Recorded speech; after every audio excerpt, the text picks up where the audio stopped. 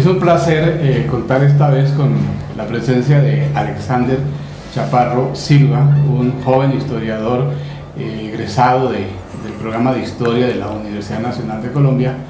que se ha dedicado desde estudiante al tema de la Reconquista Española. Antes de empezar el tema de las efemérides que nos convocan en este 2016, quiero empezar preguntándole a Alexander por él mismo. ¿Cómo llegaste al tema de la Reconquista? Bueno, pues en primer lugar, asistiendo a uno de los seminarios de mis clases de Colombia del siglo XIX, fue el tema que elegí como para comenzar a trabajar. Y digamos que empecé a trabajar a profundidad el tema a partir de la consulta de la prensa y de las fuentes de circulación periódica del periodo. Digamos que fue como el primer acercamiento que tuve al periodo y comencé pues a notar que varios de los supuestos historiográficos que había sobre el periodo realmente o no tenían en cuenta el material primario o no coincidían necesariamente con esos presupuestos que estaban ahí plasmados. Ese fue como el comienzo de un trabajo que ya lleva cerca de 8 años y en el cual, digamos, he venido transitando durante este tiempo. Contémosle a quienes nos ven y a quienes nos escuchan qué es la Reconquista Española en América y particularmente en lo que hoy es Colombia. Bueno, digamos que habría que comenzar revisando los términos precisamente. Yo en mis trabajos prefiero hablar de restauración monárquica antes que de reconquista española, por varios motivos. En primer lugar, porque creo que la idea de reconquista implica poner el énfasis demasiado en los aspectos militares y represivos de esa restauración monárquica. En segundo lugar, porque la idea de reconquista española sugiere que se trató de una invasión extranjera al hacer énfasis como en el apelativo de española, cuando precisamente ese era uno de los puntos más importantes que estaba en disputa. Realmente determinar si se trataba de una invasión extranjera, como decían los criollos que habían asumido el mando de las primeras repúblicas, o si precisamente se trataba de restaurar esa comunidad política monárquica que llevaba 300 años, era el centro del debate en ese momento.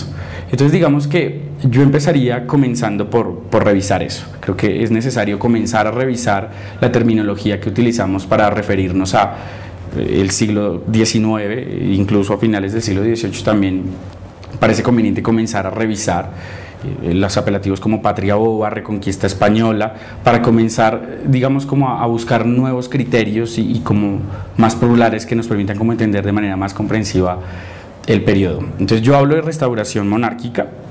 Uno puede discutir si hubo restauración monárquica y en qué medida la hubo, dependiendo, digamos, de la intensidad por un lado, de la implicación en términos temporales de ese gobierno monárquico, pero además de los tiempos que iba marcando la guerra. Yo sí creo que sí podemos hablar de restauración. En Cartagena, desde diciembre de 1815 hasta octubre de 1821, existe el gobierno monárquico con relativo éxito en algunas áreas y con menos en otras, pero digamos que ese sería como el primero para empezar. Es una epopeya, digamos, a partir de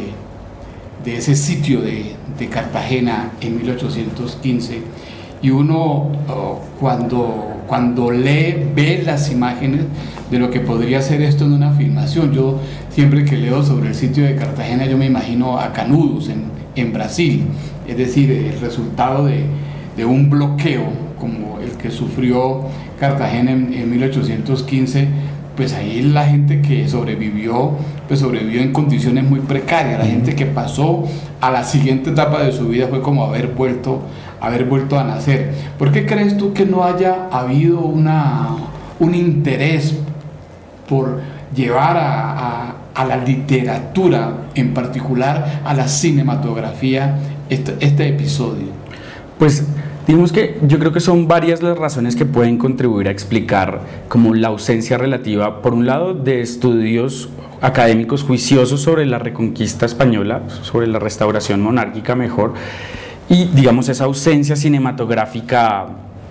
del periodo en general en la televisión y también en el cine.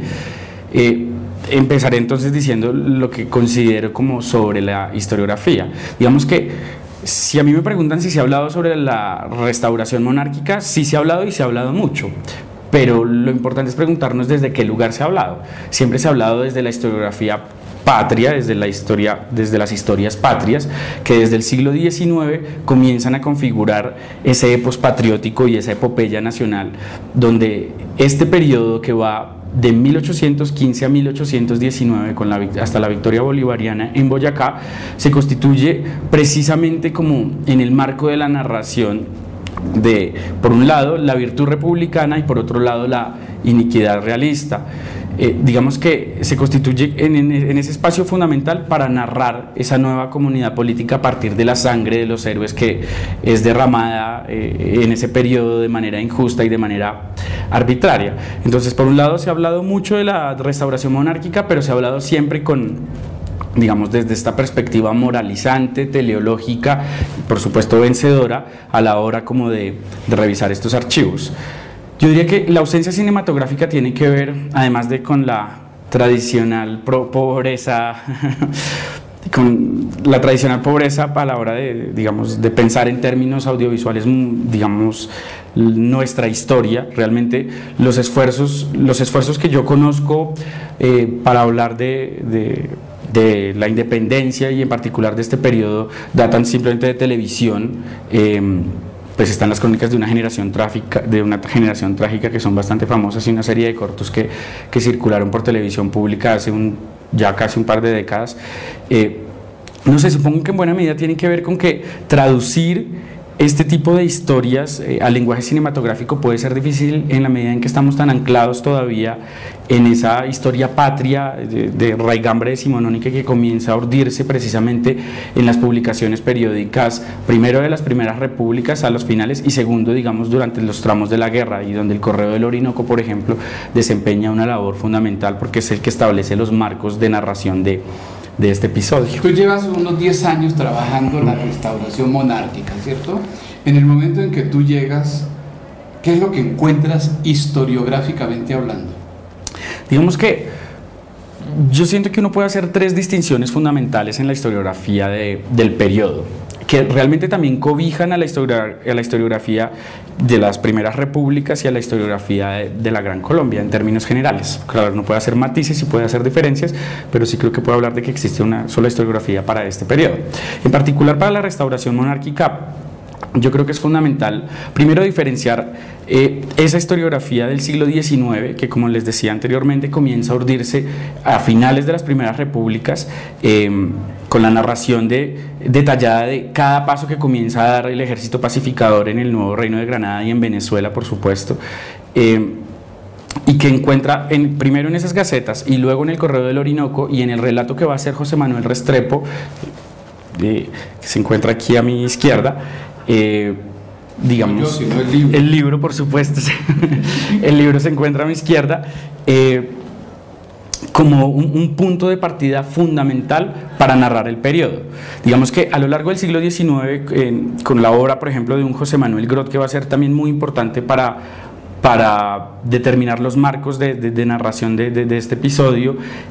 y pues el papel periódico ilustrado como un hito también fundamental a finales del siglo XIX, digamos que marcan muy bien como los marcos en los que se encuentra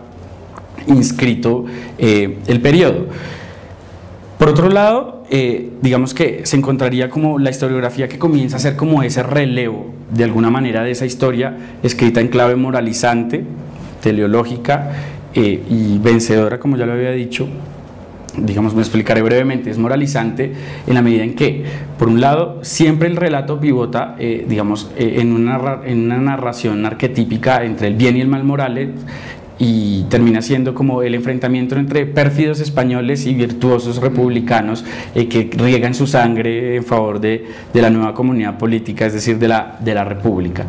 En segundo lugar, se trata de una narración teleológica porque le apuesta a que existe, digamos, a la preexistencia de la nación antes, digamos, previa a la crisis monárquica, y entiende la independencia de España y la instalación de la República como corolario obligado de esa crisis monárquica. Entonces, digamos que siempre en estos relatos, desde José Manuel Restrepo hasta el papel periódico ilustrado, a pesar de las diferencias, en la manera de entender la historia, de las diferencias en el posicionamiento político, en la manera de narrar estos acontecimientos, en la misma retórica, sí subsiste un marco narrativo que realmente es arquetípico y que funciona perfectamente y que es incuestionable hasta por lo menos mediados del siglo XX en Colombia. La manera en que se cuenta este episodio realmente no varía mucho de la narración que hace el Correo del Orinoco hasta el manual, por ejemplo, de Henao y Arrubla, o incluso en las narraciones de Guillermo Hernández de Alba. Entonces yo sí creo que ha mantenido una potencia tremenda, porque realmente es el espacio fundamental desde donde se articula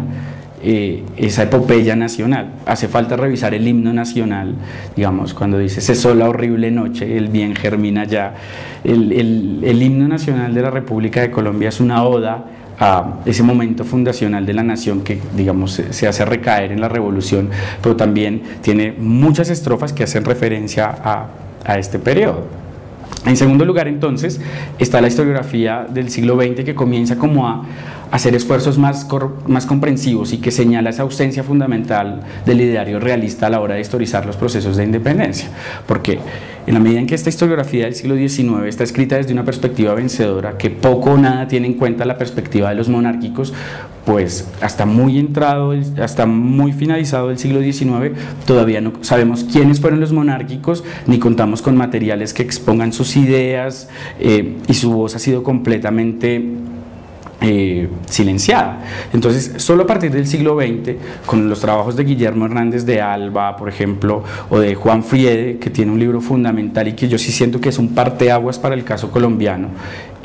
comienza como a explorarse realmente ese ideario monárquico. ¿Te refieres a la otra verdad? A la otra verdad, pero también a un compilado, digamos, muy importante que hace de la batalla de Boyacá vista por los ejércitos españoles. En todo caso, hay que señalar varios puntos sobre esta historiografía. Digamos,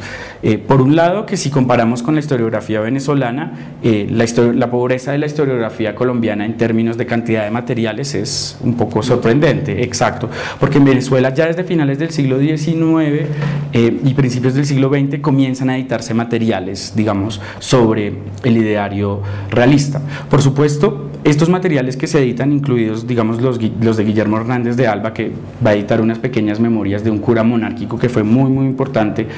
para el periodo, siempre justifican, porque realmente tienen que justificar la publicación de estos materiales como una manera primero de entender la voz de los realistas para engrandecer la voz de los republicanos, para entender con quién discutía Bolívar, para restaurar su grandeza y la grandeza de Santander y de los diferentes próceres. Entonces, digamos que hay un discurso muy justificatorio que uno no encuentra cuando se compilan fuentes sobre Bolívar, sobre Nariño y sobre Santander, por ejemplo, para el caso colombiano. Ellos tienen casi que excusarse por publicar estos materiales. Entonces,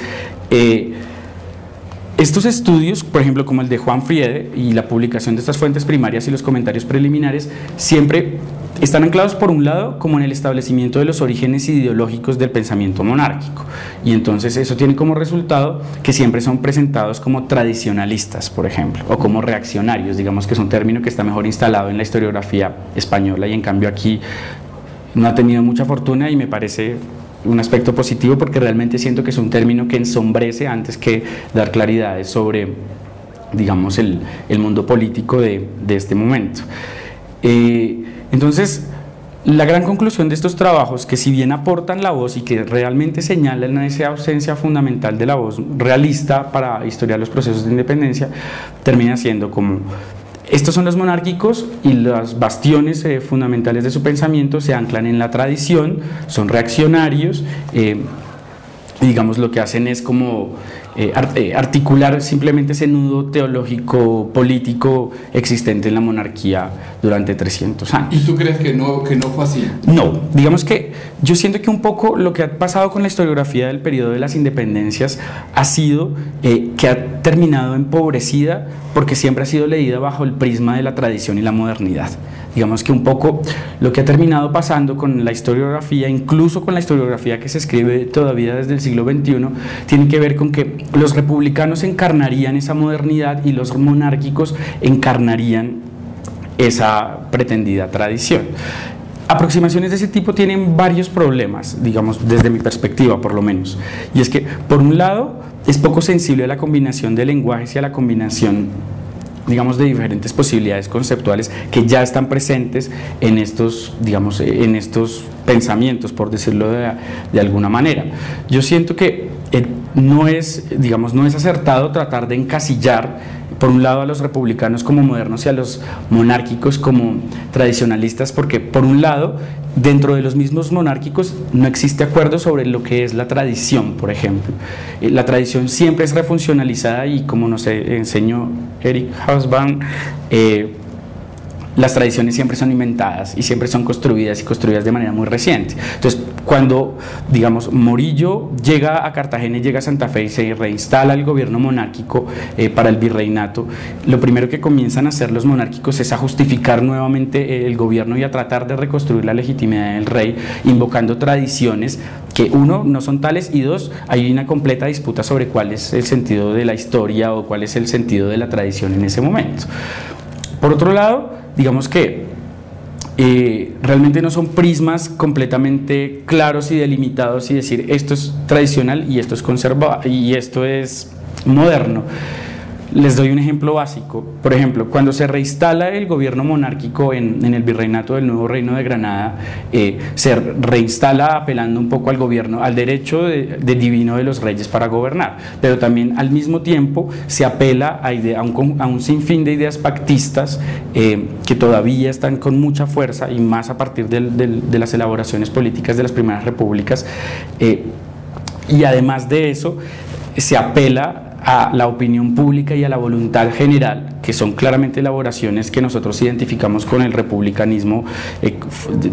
tardío del siglo XVIII y también con lo que ya comienza a llamarse liberalismo, y se apela con la misma fuerza que lo hicieron los republicanos años atrás. Entonces, digamos que este experimento político se asienta sobre, digamos, su matriz republicana anterior y recoge mucho de ese ideario que nosotros llamaríamos moderno. Otro ejemplo, además de la apelación a la opinión pública, es, por ejemplo, que el modelo político, el sujeto político que se comienza a modelar en estos años, tiene, digamos, cuando uno compara el modelo de sujeto político de vasallo para la restauración monárquica y el ciudadano de las primeras repúblicas, realmente encuentra muchísimas coincidencias, como por ejemplo que la virtud es el motor del sujeto político.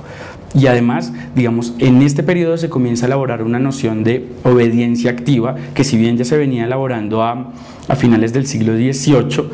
es con las primeras repúblicas y con esas elaboraciones que retoman luego los realistas, incluso los que se reivindican como más absolutistas y más tradicionalistas, que comienza como a tomar, digamos, como fuerza ese ideario. Entonces yo lo que llamaría la atención es como que nosotros como historiadores tenemos que ser sensibles a los lenguajes y apelar como a la autocomprensión de los contemporáneos para poder desentrañar qué quieren decir y qué es lo que están haciendo. ¿Cómo hacer para limpiar, o cómo lo haces tú para limpiar ese uso de la historia? Hasta los años 60, el MRL, el Movimiento Revolucionario Liberal, que tenía en Indalecio Liévano Aguirre su principal ideólogo, pues él tomó la reconquista de alguna manera para el ideal contra la reconquista, de alguna manera para erigir el nuevo pensamiento político liberal, rescatar, por ejemplo, la figura de José María Carbonell y encontrar allí pues un líder popular que el mismo MRL estaba buscando. ¿No crees tú que la historia de Colombia hubiera podido haber sido otra si no se sacrifica a esta generación que se sacrificó en este periodo de restauración?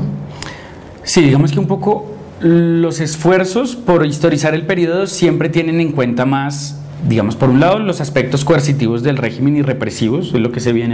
denomina el terror, que por supuesto existió y que por supuesto significó un lastre para la historia de nuestro país, para la historia republicana. Pero digamos que yo siento que, digamos, por lo menos a mí, a tratar de entender por qué pasó digamos, este arrasar con, por ejemplo, con la élite, con buena parte, porque no toda, por supuesto. Nariño, por ejemplo, que era uno de los grandes hombres del siglo XVIII, siguió vivo y siguió haciendo muchísimo ruido. Digamos que siempre se pone el énfasis como en esto, en el terror y en los aspectos militares del régimen, que por supuesto son fundamentales para tratar de entender. Cuando uno revisa las fuentes del periodo, existe toda una justificación teológica y política de este terror. Digamos, está completamente justificado en términos bíblicos y se apelan a un sinfín de tradiciones para legitimarlos. Digamos que nosotros como historiadores no estamos para juzgar si eso estuvo bien o si estuvo mal, pero sí para tratar y para lanzar esfuerzos de comprensión, digamos, de por qué ocurren esas cosas. Entonces, están completamente justificadas, digamos, además de la tradición bíblica que, digamos, da capacidad para eliminar al enemigo. Se justifica en términos, por ejemplo, de aceleración del tiempo, de tenemos que acabar con esta gente para que la prosperidad y para que, digamos, haya un círculo de conformidad que nos permita alcanzar la senda del progreso que se perdió con las repúblicas. Porque, por ejemplo, para los monárquicos es claro que lo que se llamaba en ese momento la felicidad pública y la prosperidad general se había detenido con las primeras repúblicas. Y lo que sí es cierto es que los estudios, digamos, que trabajan en los aspectos económicos de finales del siglo XVIII, sí dan cuenta que para el caso colombiano y el caso venezolano sí había habido como una época de prosperidad económica a finales del siglo XVIII y que se detuvo con las primeras repúblicas, evidentemente por las dinámicas de la guerra. Y digamos, lo que va a pasar con esta gente es que siempre va a justificar acabar, digamos, con los criollos, y también hay que decirlo, con muchos españoles que militaron en el Partido Republicano, como una manera de acelerar el tiempo político y de alcanzar esa idea de progreso material que por supuesto ya estaba en ese momento plenamente vigente. Yo siempre he preferido, digamos, en mis trabajos poner el énfasis más en los aspectos productivos, en términos políticos, de reconstrucción de esa legitimidad del régimen, porque si bien, digamos, como les decía, se ha hecho mucho énfasis en los aspectos coercitivos y el terror y en los aspectos militares, también hubo muchísimas estrategias y muchísimos esfuerzos por tratar de reinstaurar esa legitimidad monárquica, como de restaurar la legitimidad del principio monárquico como única comprensión adecuada de las comprensiones americanas y como modo de gobierno único para estas tierras. Entonces, digamos que por privilegiar el terror y por privilegiar la figura de Morillo como pacificador terrible, aunque en España es héroe nacional, digamos que se dejan de lado una cantidad de cosas que conviene también explorar. ¿Cómo cuáles? Digamos, por ejemplo, en mi trabajo. Yo en mi trabajo estoy tratando de revisar los discursos históricos que se escribieron en este periodo sobre las primeras repúblicas y sobre la crisis monárquica para dar explicación al periodo, y la historia y la manera en que se conceptualiza el tiempo se convirtió en una estrategia fundamental para estas personas para legitimar la restauración del gobierno monárquico. Por otro lado, digamos, está la senda disputa conceptual que hubo en el periodo, no solo entre monárquicos y republicanos, sino dentro de los mismos monárquicos, por establecer como el sentido de ciertos conceptos fundamentales como soberanía, vasallo, opinión pública. Y por otro lado, digamos, un poco más obvias parecen estas, pero realmente no lo son, yo estoy examinando diferentes escenarios como los púlpitos católicos, la manera en que el ejército realista no solo hacía batallas y, digamos, en términos militares, sino que también enseñaba un poco la fidelidad al pueblo, las fiestas monárquicas como escenarios fundamentales reconstrucción de esa legitimidad, los papeles periódicos que apelan, como les decía, a la opinión pública antes que a la legitimidad, digamos, dinástica del rey como posibilidad de gobierno, y eso es completamente inédito. A finales del siglo XVIII, digamos, las gacetas que circulan y el ejercicio del poder político no tienen nada que ver con la opinión pública. Para este periodo es la opinión pública y el rey casi que una competencia de legitimidades por legitimar, valga la redundancia, el gobierno del monarca. Entonces digamos que un poquito es siendo sensible, siento yo, al lenguaje y como a esos otros escenarios, que comienza a darse, digamos, a cambiar la fisionomía del periodo, siento yo, y es fundamental. Por ejemplo, en Venezuela el periodo con frecuencia se ha presentado como, digamos, los monárquicos han sido presentados como enemigos de la Ilustración. Entonces uno encuentra muchísima historiografía que habla de los enemigos de la Ilustración o los anti-ilustrados. Yo creo que uno no puede hablar de anti-ilustrados cuando en estas gacetas, por ejemplo, se está hablando todo el tiempo de la importancia de la vacuna contra la viruela, se está hablando todo el tiempo de fundación de escuelas de primeras letras, de la fundación de una orquesta filarmónica. No sé, digamos que un poco en aras de leer el periodo de manera tan simplificada, a partir del enfrentamiento entre dos visiones de mundo como modernos y tradicionales, se están perdiendo de vista una cantidad de cosas que creo que si somos más sensibles podemos un poco restituir. Pero fíjate tú que esa tradición va hasta la profundidad del siglo XX, ¿verdad?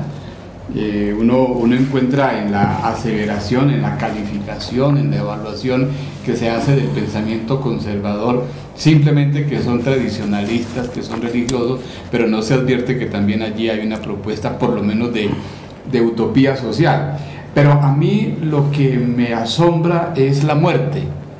el terror. Digamos que un discurso,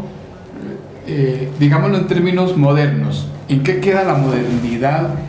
de Laureano Gómez frente a la conducta, frente a la muerte del otro que vivió ese periodo cuando él gobernó? ¿En qué quedaría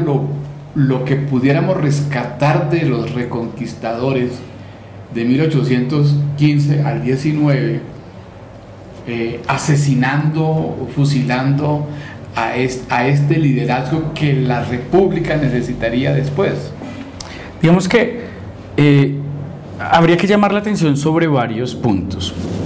Por un lado, los monárquicos van a justificar el terror apelando a que durante las primeras repúblicas habían sido ampliamente perseguidos y habían sido asesinados. Digamos que la entrada de Bolívar en 1814 en Santa Fe en diciembre implicó el asesinato de muchas personas. De este tipo de cosas tampoco se habla mucho, es curioso, porque no es fácil determinar cuántos, porque realmente las fuentes siempre exageran con respecto a murieron pocos, murieron muchos. Realmente establecer ese tipo de cuestiones es muy complejo y muy difícil,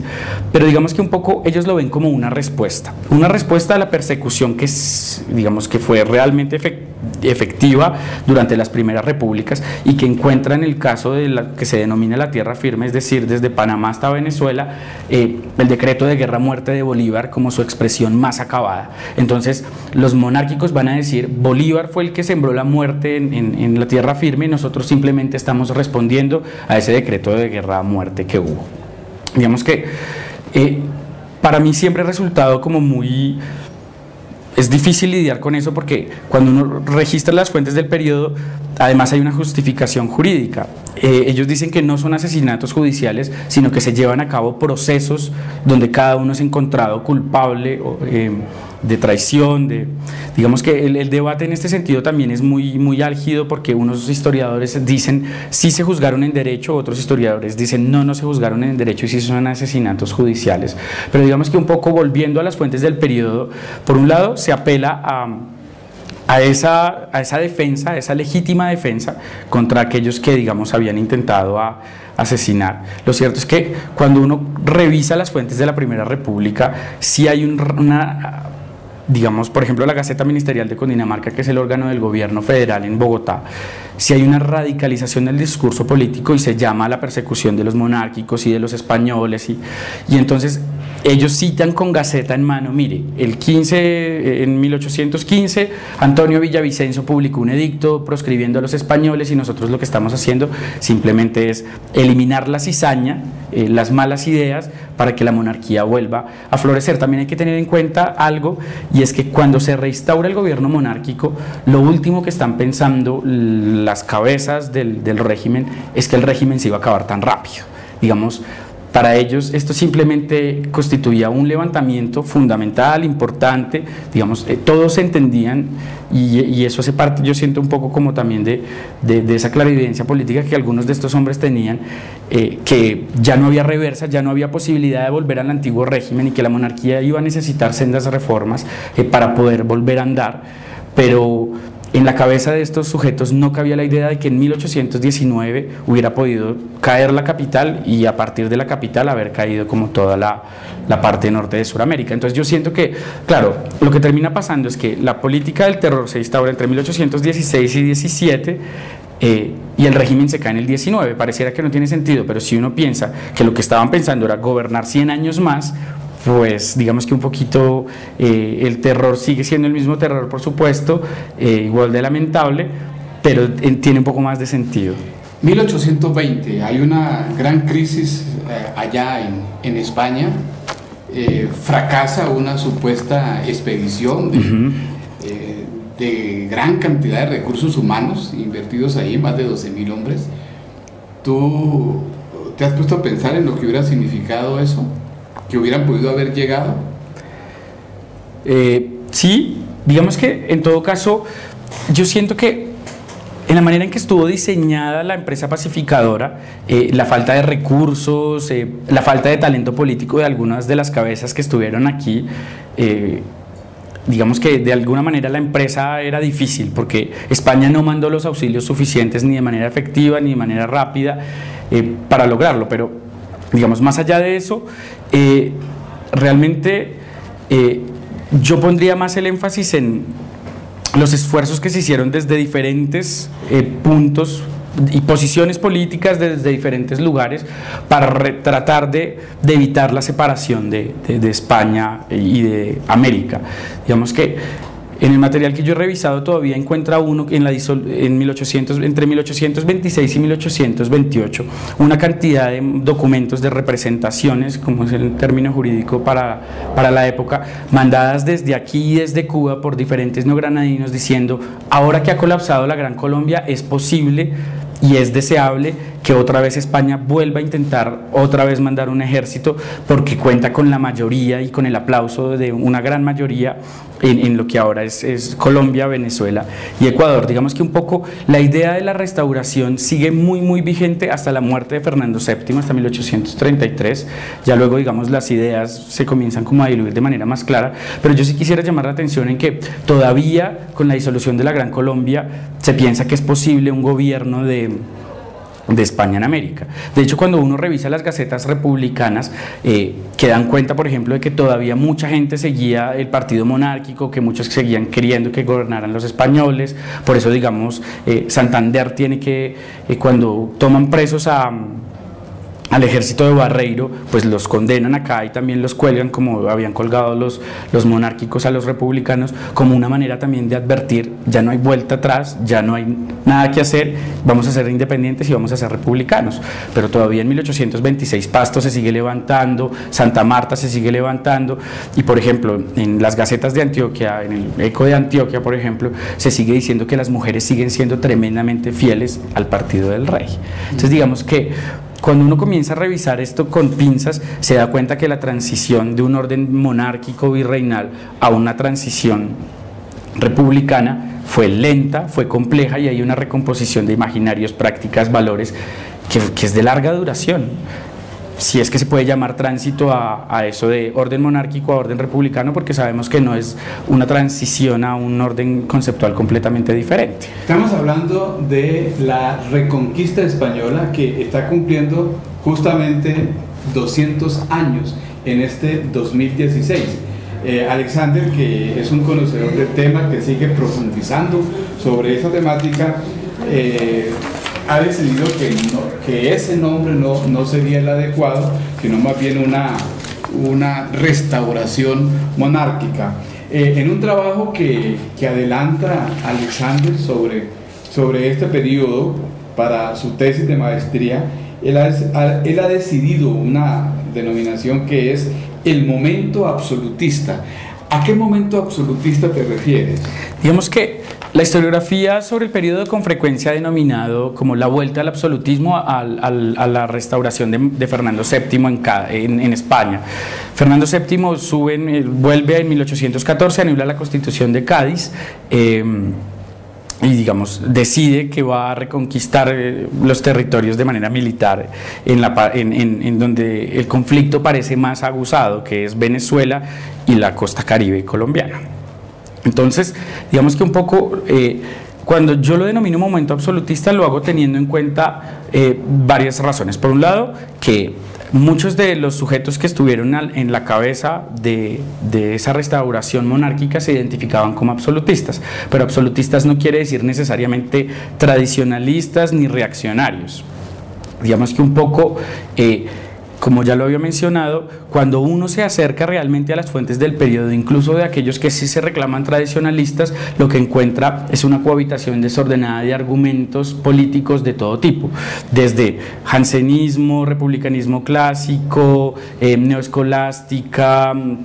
estudios bíblicos. Entonces digamos que un poco, incluso aquellos que se reivindican como los más tradicionalistas, pues terminan no siéndolo tanto, en la medida en que realmente está esa cohabitación ahí de doctrinas y de formas de pensamiento como muy vibrantes. De hecho, es muy interesante notar cómo, por ejemplo, volviendo al ejemplo de la opinión pública, los monárquicos van a ser los primeros en decir es que nosotros somos mayoría y la mayoría constituye la opinión pública. Digamos, ideas que uno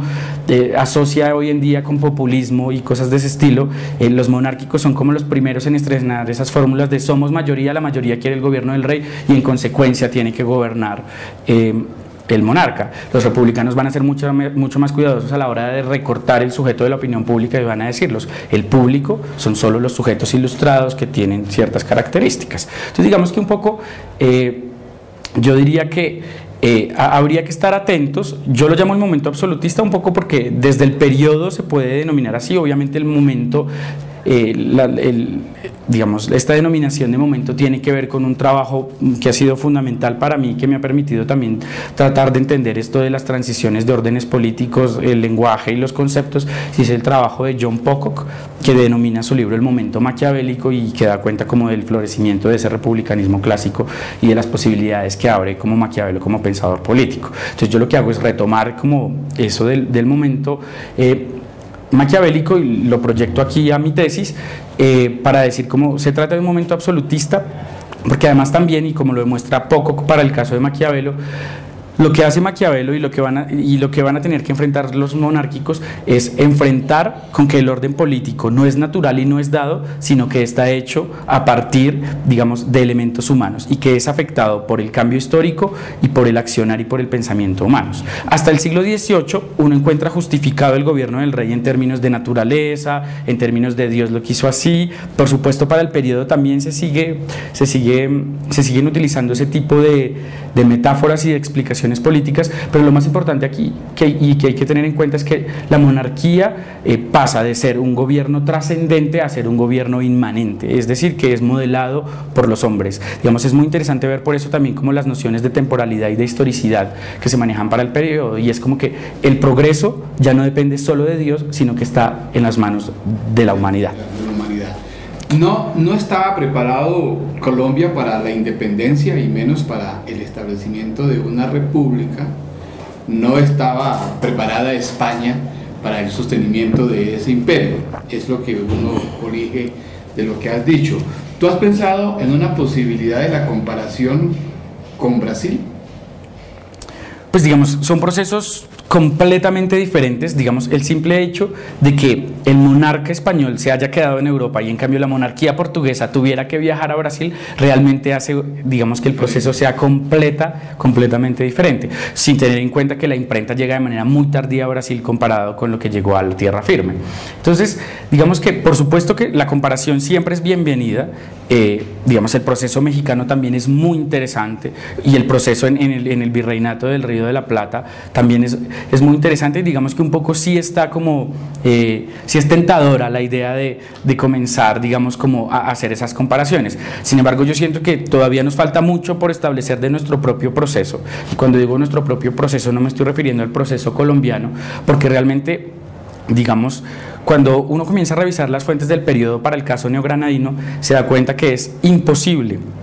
entender lo que está pasando sin apelar a lo que está pasando en el escenario venezolano. Digamos, mi tesis trabaja la tierra firme, lo que se denomina tierra firme en ese momento, costa firme, también en las fuentes, y es desde Panamá hasta Venezuela, entendido como un todo político. O sea, yo sí creo que la historia del siglo XIX y la historia del siglo XVIII tiene un problema fundamental, y es que seguimos enmarcados en los cuadros nacionales, y es necesario renunciar a los marcos nacionales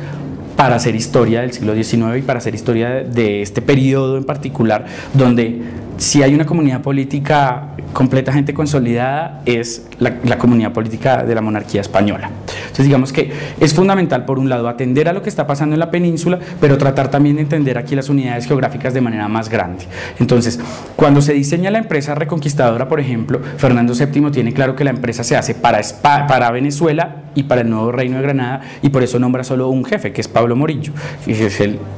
que es la cabeza visible del régimen en el nuevo Reino de Granada y también en Venezuela, a pesar de que está muchísimo más tiempo en Venezuela. La rotación de la misma burocracia monárquica, de los mismos ejércitos de Caracas vienen para Santa Fe, de Santa Fe van para Venezuela. Entonces, digamos que un poco eso hace que tengamos que entender eso como una unidad. Además de tener en cuenta que, digamos, ya durante las primeras repúblicas habían sido formuladas las primeras intentonas por hacer de esto solo un cuerpo político. Digamos, la idea no es realmente posterior al colapso de la monarquía española en 1819, el definitivo colapso, sino que realmente es una elaboración que viene de tiempo atrás. También habría que pensar, por ejemplo, que nosotros tendemos a considerar moralmente superior la idea de la independencia frente a la dependencia de España. Por supuesto, evidentemente es más, en términos generales a uno le dicen es mejor ser independiente que ser dependiente. Yo no estoy aquí diciendo que nos hubiera convenido ser parte de la monarquía española por más tiempo más, pero yo sí quiero llamar la atención en que las primeras ideas de independizar las dependencias españolas en América vino del seno de la misma monarquía. Todavía en el siglo XVIII, por ejemplo, el conde de Floridablanca presenta a la corte un proyecto para la instauración de 3 virreinatos con 3 príncipes, digamos, de la Casa Borbón trasplantados aquí, como una manera de que España no perdiera influjo, no perdiera el comercio con lo que se llamaban las colonias, o a veces se llamaban reinos, y como una manera de garantizar que no hubiera levantamientos y que no fuera un proceso, digamos, doloroso y sangriento como finalmente terminó siendo. Entonces, digamos que cuando uno se da cuenta que es desde España desde donde comienzan a surgir estas inquietudes por independizar estos territorios, pues se da cuenta que la idea de la independencia realmente era menos revolucionaria de lo que nos la han presentado. Entonces, digamos que conviene también matizar ese tipo de cuestiones. Otro tipo, por ejemplo, muy básico, es lo que pasa con lo que se denominan los precursores de la independencia, Antonio Nariño y Pedro Fermín de Vargas para el caso colombiano. Digamos, cuando uno revisa los materiales de finales del siglo XVIII, lo último que encuentra en el pensamiento de Antonio Nariño es la idea de una separación definitiva de España, o el cuestionamiento de los fundamentos del poder político monárquico en sus escritos. Incluso en una persona que se dice más avanzada en ese sentido, como Pedro Fermín de Vargas, llama la atención que, por ejemplo, los monárquicos en sus gacetas en Santa Fe lo están citando todo el tiempo para legitimar el gobierno del rey. Entonces, digamos que un poquito hay que ser más sensible a eso, diría yo, para tratar de tener una aproximación más comprensiva. ¿Cuál sería entonces el mensaje para quienes nos oyen y nos ven sobre esta conmemoración? Nosotros estamos enmarcados en este momento en una década bicentenaria, es decir, 16, luego viene 17, luego viene 18 y finalmente vamos a terminar en un gran evento que será el cierre de la campaña, de las batallas de la independencia. ¿Cuál sería entonces académicamente el mensaje de la efemérides que se denomina la reconquista o la restauración? Yo digo que la restauración monárquica es un episodio, entre otros, de la gran crisis monárquica que empieza a finales del siglo XVIII y del reacomodamiento de esa comunidad política hispánica que de manera imprevisible terminó en la independencia y en la formación de repúblicas. O sea, España también surge también como una nueva comunidad política a partir de las independencias. Eso también hay que tenerlo claro, porque estamos acostumbrados a pensar que España es España siempre, y realmente España en ese momento no se piensa sino en completa, digamos, simetría con América como una comunidad política toda en su conjunto. Entonces diría yo que el mensaje más importante es como tener en cuenta que esto es un episodio de la crisis, una manera de resolver esa crisis monárquica. Sin duda es una guerra civil. Esto no es el enfrentamiento, digamos, como lo quisieron algunos monárquicos y como lo quisieron algunos bolivarianos, de dos comunidades políticas diferentes, sino que es una misma comunidad política, es una guerra civil, porque tanto americanos como peninsulares militaban en los dos bandos. De hecho, en la primera parte de la confrontación los americanos militaron más en la parte monárquica que en la parte republicana. Eso hay que tenerlo en cuenta. Cuando Morillo y cuando las tropas del ejército pacificador llegan al nuevo reino de Granada, son recibidos con loas y con grande esperanza, porque para buena parte de la población es el fin como de las guerras civiles, es el fin del estancamiento económico, y digamos, pues finalmente terminó siendo otra cosa diferente. Pero yo sí digo que hay que tratar de entender el proceso en su historicidad y en su momento, sin tratar de ver lo que pasó después. Digamos, un poco es lo que pasa un poco con el siglo XVIII. El siglo XVIII siempre ha sido leído a partir de las independencias. Entonces los sujetos que están a finales del siglo XVIII en la burocracia monárquica y luego pasan a establecer los primeros cuadros de las repúblicas, terminan convertidos en precursores, siempre tuvieron la idea de independizarse, pero cuando uno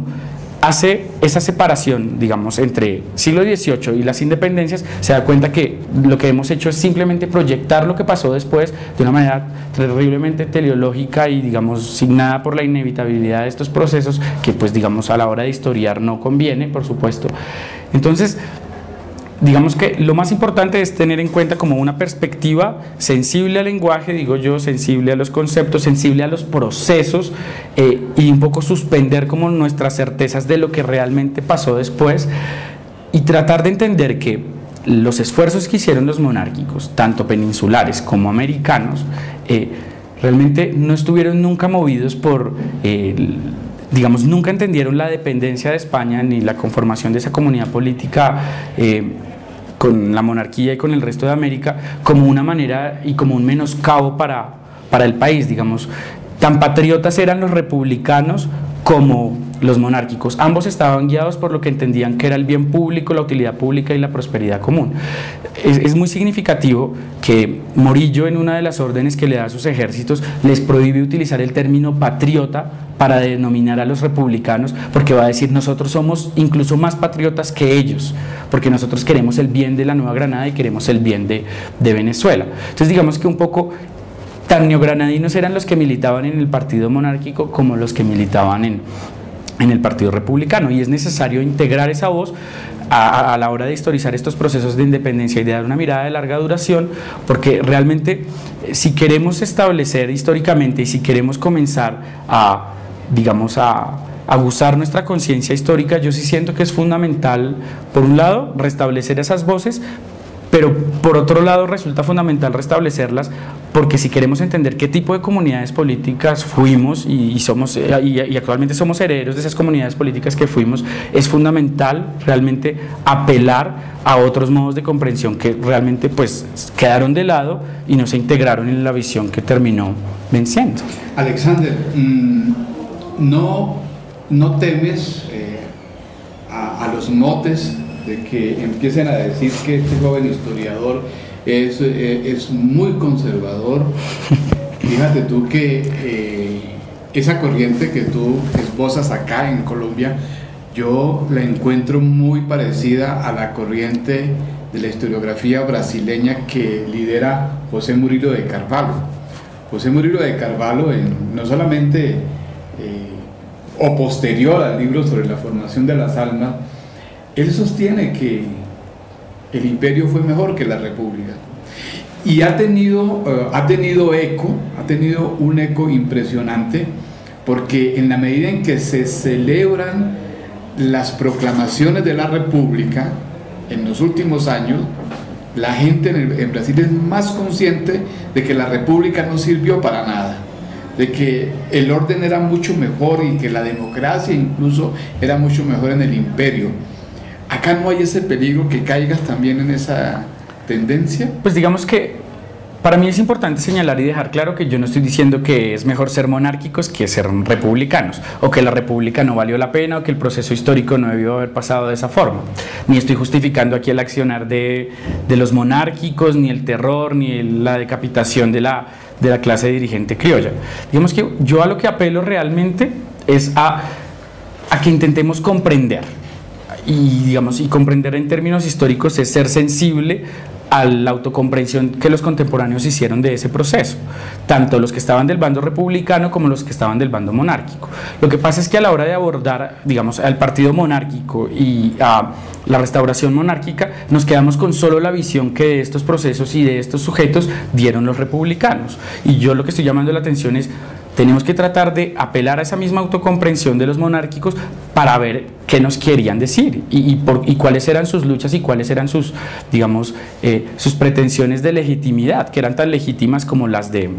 los republicanos. Entonces, yo no siento que encarne una historiografía conservadora, ni que esté haciendo un llamado a las formas monárquicas como las mejores formas de gobierno, ni mucho menos. De hecho, no soy muy monárquico, soy completamente republicano, pero sí me parece que vale la pena realmente volver sobre estos episodios que son míticos a la hora de la construcción del Estado-Nación en términos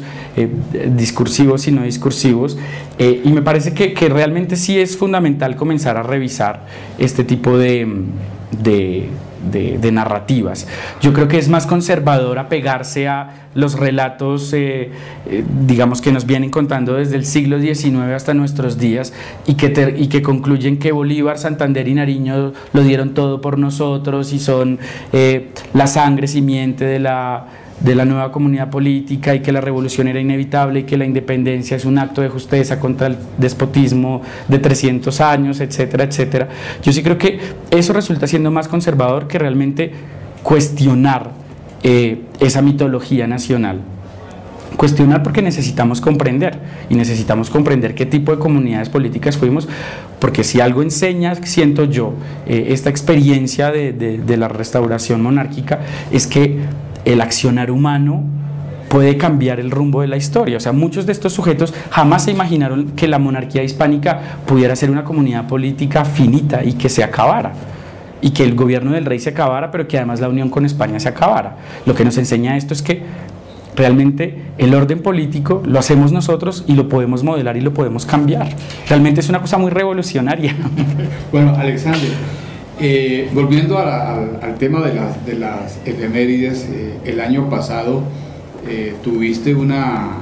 participación con la Biblioteca Nacional, y de ahí salió una maravillosa exposición sobre Antonio Nariño. ¿Podrías contarnos un poco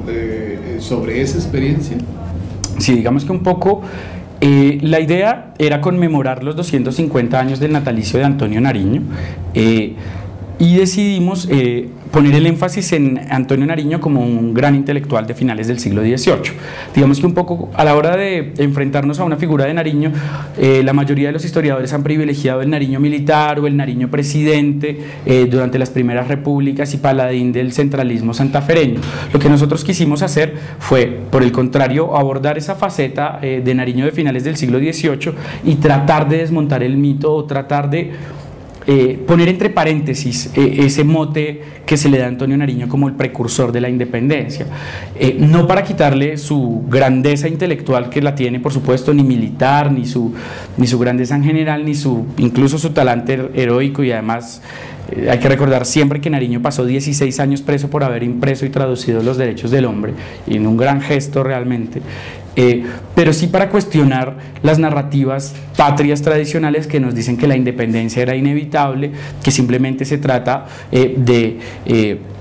que los criollos estaban esperando cualquier oportunidad para rebelarse y que se trata de una nación que ya está configurada a finales del siglo XVIII y que simplemente reclama los derechos de soberanía que le correspondían por naturaleza. Se trata simplemente de complejizar el proceso histórico, de mostrar otras posibilidades conceptuales propias del periodo además, y mostrar la figura de Nariño como un hilo conductor para tratar de leer esas transformaciones. Nariño realmente es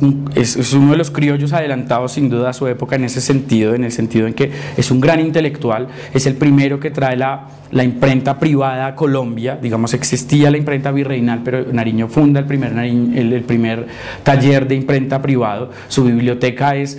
quizá la tercera más grande de la ciudad después de la biblioteca pública y de la biblioteca de José Celestino Mutis. Sus libros circulan, Nariño vende libros, es también de los primeros sujetos que comienza a entender como el valor que tiene la cultura, por decirlo en términos contemporáneos, imprime y traduce los derechos del hombre, y además de eso tiene y funda la primera tertulia de la que tengamos noticia en la historia colombiana, que se reunía de manera regular. Todos estos episodios que acabo de nombrar siempre han sido leídos como anclados buscando la independencia. Lo que nosotros hicimos fue suspender esas supuestas certezas sobre la independencia y tratar de restituir como la historicidad propia del momento y mostrar a Antonio Nariño como el gran intelectual que fue, y que además tiene mucho para enseñarnos en la actualidad, con la crisis de los derechos humanos que experimenta este país y ha experimentado siempre, y que tiene, digamos, la vigencia del pensamiento de ese Antonio Nariño de finales del siglo XVIII sigue muy presente y tiene mucho para decirle a los colombianos y a las colombianas de hoy.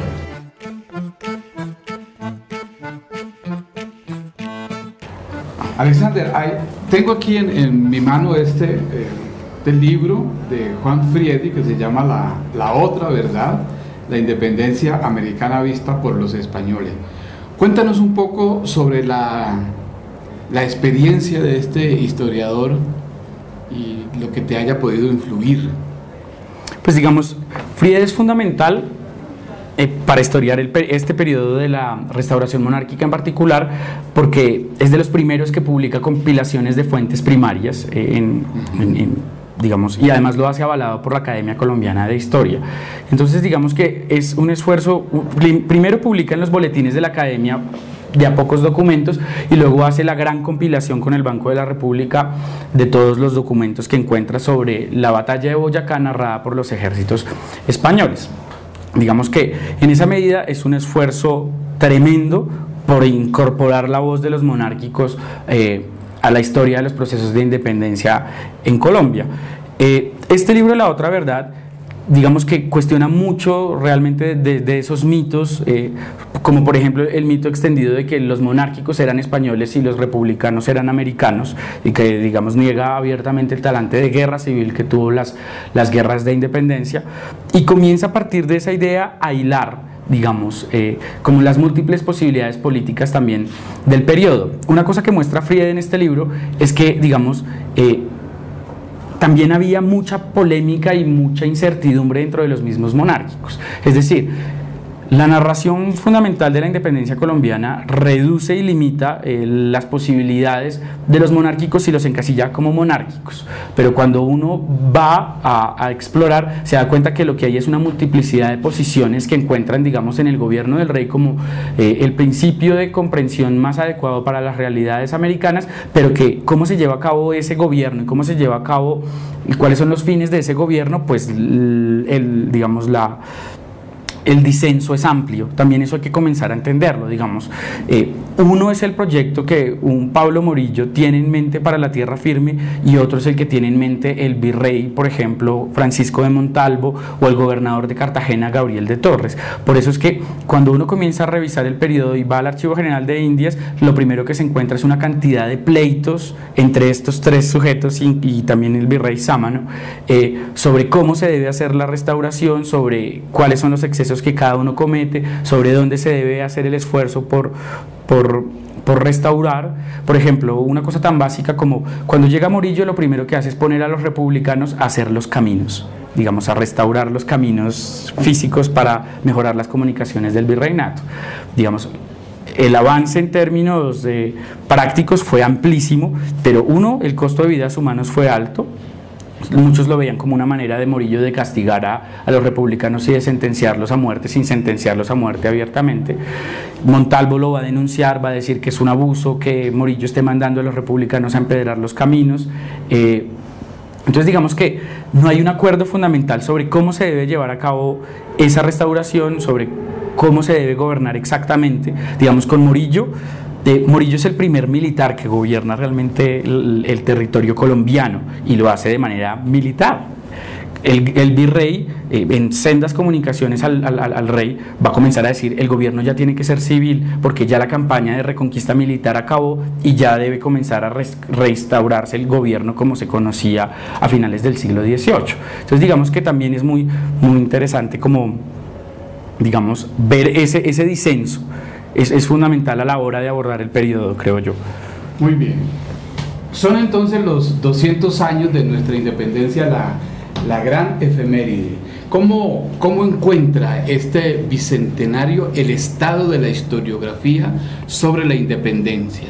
Y en la medida en que tú decides medírtele a esta temática, ¿cómo lo desarrollas en el Departamento de Historia? Digamos que la historiografía, por fortuna y también aprovechando la efeméride, ha venido creciendo. Por supuesto, los tipos de materiales que se encuentran son desiguales como todas las historiografías del mundo. Creo que eso no es una particularidad colombiana ni mucho menos. Hay trabajos muy buenos que nos ofrecen nuevos modos de comprensión del periodo, de nuevas problemáticas que se centran, por ejemplo, en las regiones, que eso también es importante, pero que también empiezan a entender que Santa Fe y que Cundinamarca también es una región y que no simplemente es la proyección de una nación que todavía no existe además.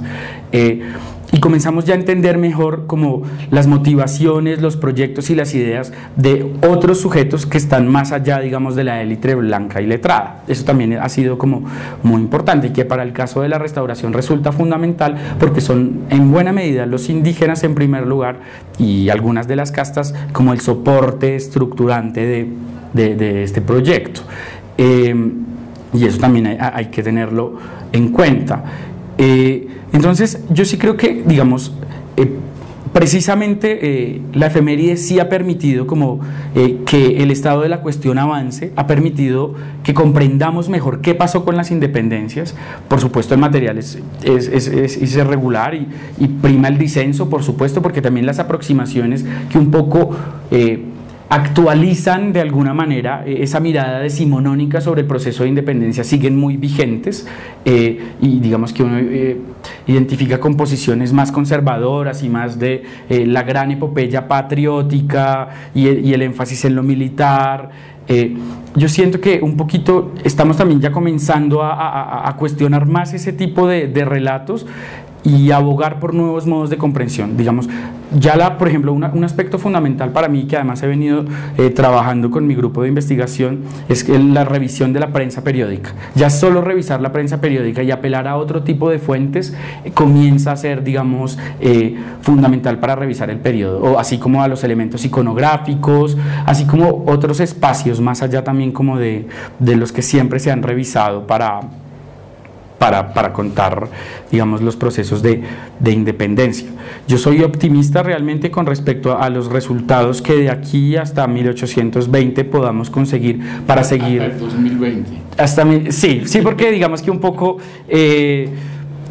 digamos que el ciclo de las independencias en términos generales se cerraría hasta 1821 con digamos la completa independencia de Venezuela para la tierra firme, ¿no? Entonces digamos que yo soy optimista con respecto a lo que se está escribiendo. Conozco algunos trabajos también que se están adelantando y creo que a finales vamos a poder hacer un balance positivo, digamos. Por supuesto, con muchos trabajos que todavía siguen como perpetuando ciertas ideas, pero yo creo que el disenso es sano. Realmente siento que la historiografía avanza si hay disenso y si hay argumentos, que se enfrentan también. Todos estos pensamientos, estas reflexiones son parte de un trabajo colectivo, ¿verdad? Sin duda, grupo de sin duda. ¿Podrías hablarnos un poco de eso? Claro que sí. Yo llevo trabajando 8 años ya con el profesor Francisco Ortega, que es profesor del Departamento de Historia de la Universidad Nacional C de Bogotá, donde estamos. Y digamos, ya han sido 8 o 9 años de trabajo juicioso y continuado revisando la cultura política del periodo de finales del siglo XVIII y el largo siglo XIX. Entonces, digamos, muchos de mis compañeros trabajan también, digamos, el periodo de las primeras repúblicas y otros trabajan ya, digamos, el siglo XIX ya republicano, la Gran Colombia, la década de los 40 y de los 30, que realmente ha sido tan olvidada, y como lo comentábamos también fuera de cámaras, una década completamente desconocida para la historiografía del periodo, porque todavía no existen los partidos políticos y además, digamos que el prisma de republicano realista, que digamos un poco llega a su fin con la disolución de la Gran Colombia, no sirve para leer ese periodo. Entonces, como no lo podemos leer a partir de los partidos políticos y tampoco lo podemos leer a partir del prisma republicano monárquico, pues ha sido una década completamente abandonada por la historiografía del siglo XIX. Entonces, digamos que un poco también en el marco de este grupo de investigación que lidera el profesor Ortega, se están llevando a cabo trabajos, digamos, como sensibles a la aproximación de la historia conceptual, de la historia de los lenguajes políticos, para, digamos, tratar un poco de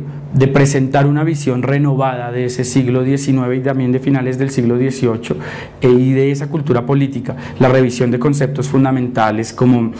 moral, como digamos, como comunidad política, nación, república, ciudadanía. Yo creo que son preguntas que son legítimas y que, digamos, nos van a permitir un poco ofrecer una mirada nueva y una mirada más comprensiva también del periodo, porque creo que también hace falta volver sobre nuevas fuentes. Un poco el siglo XIX en particular ha sido leído siempre a partir de las mismas fuentes, de los mismos papeles periódicos, y un poco también ampliar el abanico de fuentes creo que también es fundamental para ofrecer una nueva lectura, que por supuesto está abierta al debate, que por supuesto no se presenta como la abanderada y como la única capaz de decir cosas nuevas, pero sí creo que, digamos, los historiadores debemos ser un poco más sensibles al lenguaje y a la manera en que los contemporáneos, digamos,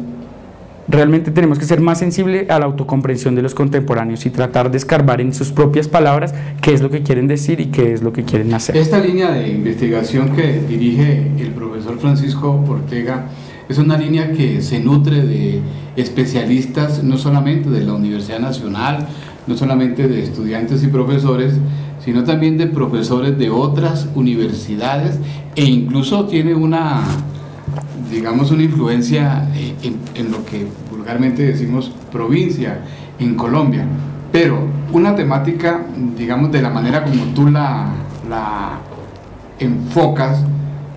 ¿tiene alguna repercusión en España, o nos puedes contar en España cómo he visto este proceso? Digamos que por fortuna, digamos, nuestra línea de investigación se escribe, por supuesto, en el Departamento de Historia de la Universidad Nacional de Colombia,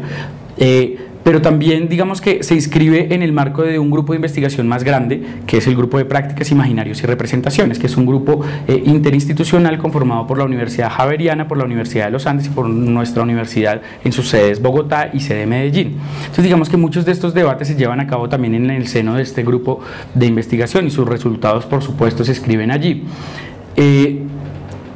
Habría que notar que, digamos, en los últimos años ha habido un acercamiento muy fuerte con el grupo de Iberconceptos que lidera el profesor Javier Fernández Sebastián, que estuvo el año pasado visitándonos y estuvo en el marco de algunas actividades del grupo de investigación, haciendo conferencias y dando un par de seminarios, y el diálogo ha sido muy fructífero. Digamos que en este momento se están preparando algunas compilaciones que tratan el tema de la historicidad y de la temporalidad, y digamos que nuestro grupo de investigación es el que trabaja por el nuevo Reino de Granada, por Nueva Granada y Colombia, y ha sido como muy importante el diálogo con otros investigadores de otros países, porque la comparación, digamos, por ejemplo, el caso del Brasil, hay muchos profesores de Brasil que también le están apostando un poco como a revisar buena parte de esos supuestos de la historiografía de su país. Entonces ha sido realmente un esfuerzo muy enriquecedor por hacer, digamos, un proyecto que trascienda los marcos nacionales, porque realmente es fundamental para el siglo XVIII y el siglo XIX trascender esos marcos nacionales que dificultan antes que iluminar la lectura de los procesos históricos, y realmente el marco iberoamericano resulta fundamental y yo creo que muy apropiado para restablecer la potencia de esos debates. Entonces ha sido muy importante como el diálogo con los profesores del grupo de Iberconceptos para nosotros. Esta conmemoración de la efeméride de la Reconquista en el marco del Bicentenario es además un reconocimiento a tu trabajo, Alexander, al trabajo que hace tu línea de investigación. Finalmente quiero preguntarte un poco por ti, cómo te sientes, qué ha pasado después de que culminaste tu periodo de formación profesional como historiador, hacia dónde te has desplazado. Te he visto en Facebook por diferentes países del planeta. Entonces, ¿cómo ha sido esa experiencia? Digamos que realmente, gracias a la formación que recibí en el Departamento de Historia de la Universidad Nacional, y esto no es publicidad política pagada ni mucho menos, he podido como emprender diferentes proyectos todavía en el seno de la universidad, porque pues todavía no he terminado mi maestría, pero digamos que el balance que he podido hacer y lo que he podido hacer ha sido realmente satisfactorio. Como lo mencionamos anteriormente, el año pasado estuve curando la exposición de la Biblioteca Nacional sobre la conmemoración de los 250 años del natalicio de Antonio Nariño. Previamente fui coeditor con el profesor Francisco Ortega del libro Disfraz y Pluma de Todos, Opinión Pública y Cultura Política, que aborda la opinión pública y los papeles periódicos en los siglos XVIII y XIX, y he publicado un par de artículos sobre la cultura política del periodo, sobre la opinión pública y la prensa en las primeras repúblicas, pero también, digamos, teniendo en cuenta el periodo de la restauración monárquica. Entonces digamos que un poco, buena parte de mi producción se ha encaminado en el periodo y en tratar de desentrañar y tratar de arriesgar como nuevas formas de comprensión y de lectura del periodo. Ha sido una manera muy académica de este programa, de este proyecto, de que nuestras efemérides sean comentadas así como lo hemos hecho, con una persona conocedora de los acontecimientos.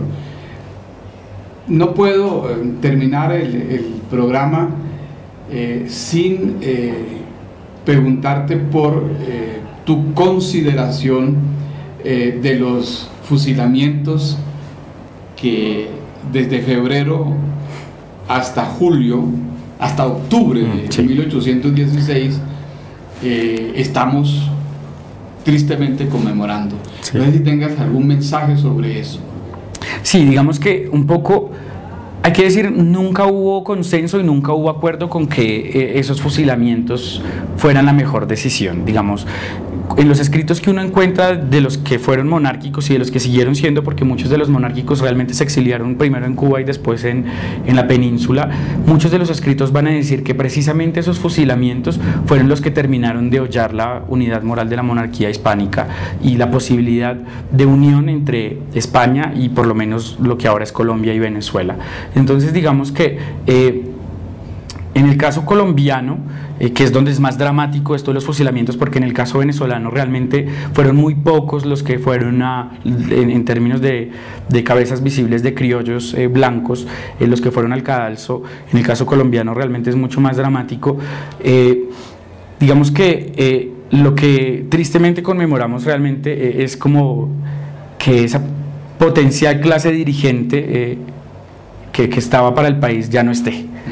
Y digamos que eso tuvo unas implicaciones tremendas en la historia republicana y para el desarrollo del país. De la ciencia. Sin duda, en el caso de la ciencia, no solo en el caso de Francisco José de Caldas, por supuesto,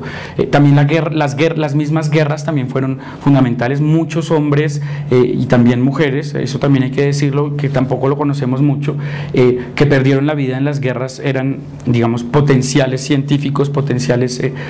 políticos, potenciales artesanos que con seguridad hubieran animado legitimado de manera importante la vida política del siglo XIX, pero yo vuelvo a llamar la atención sobre, digamos que la razón de ser de estos fusilamientos. Uno, nunca hubo consenso. Dos, los realistas se encargaron, los que sí estaban de acuerdo, de legitimarlo en sus múltiples discursos.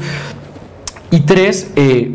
la monarquía nunca pensó que, digamos, esta restauración fuera a ser tan corta. Entonces, digamos que en el largo plazo ellos pensaban que eso iba a dar otros resultados. Yo digo que tenemos que conmemorar también de manera crítica. También tenemos que ver a quién se está conmemorando, cuáles son los héroes que vamos a conmemorar, porque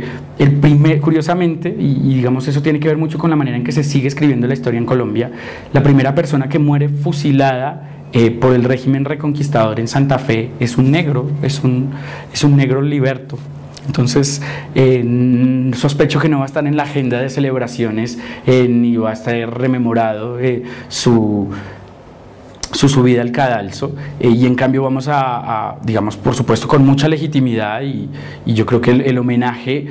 tiene sentido si vamos a comenzar también a revisar cómo escribimos la historia, pero además como tratar de restituir realmente como la importancia en términos intelectuales y políticos de estos sujetos, pero yo sí siento que también hay que abrirle espacio también a otros sujetos posibles. Fíjate, Alexander, que es como el comienzo de un vértigo frente a la muerte. Es el comienzo de una orgía, digamos, una dilapidación del recurso humano con el que cuenta este país. A mí me impacta que el país esté pensando en este momento, en los 50 años, de alguna manera, del fusilamiento de Camilo Torres, y que olvide que hace 200 años otro Camilo Torres fue también fusilado. Sí. Ese fue fusilado con 50 años de edad, y el que estamos conmemorando en la facultad, con 37 años. A Jorge Eliezer Gaitán se le asesinó con 50 años. Y ahí puedes seguir, ¿verdad? ¿Cuántos años tenía Lara Bonilla? Galán. ¿Cuántos años tenía Galán? Es decir, es un país, digamos que el recurso humano es dilapidado, ¿no? Es prácticamente... ¿Qué hubiera significado para la Colombia del siglo XIX el haber contado con esta clase dirigente? Muy bien, muchas gracias, Alexander. Estamos muy conmovidos con tu investigación y muy prestos a esperar los resultados. Te deseamos muchos éxitos. Gracias. En la escritura de tus trabajos. Muchas gracias.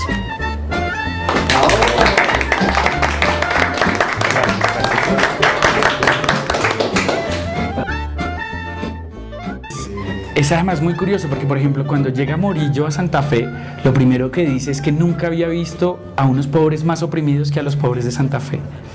De verdad, o sea, digamos, y un poco, entonces dice, como en el Nuevo Reino de Granada hay más abogados que cualquier otro tipo de profesionales, que digamos eso ya lo venían denunciando los virreyes, como que todos los neogranadinos querían dedicarse a ser abogados y no querían dedicarse a ser médicos o a ser científicos. Entonces, digamos,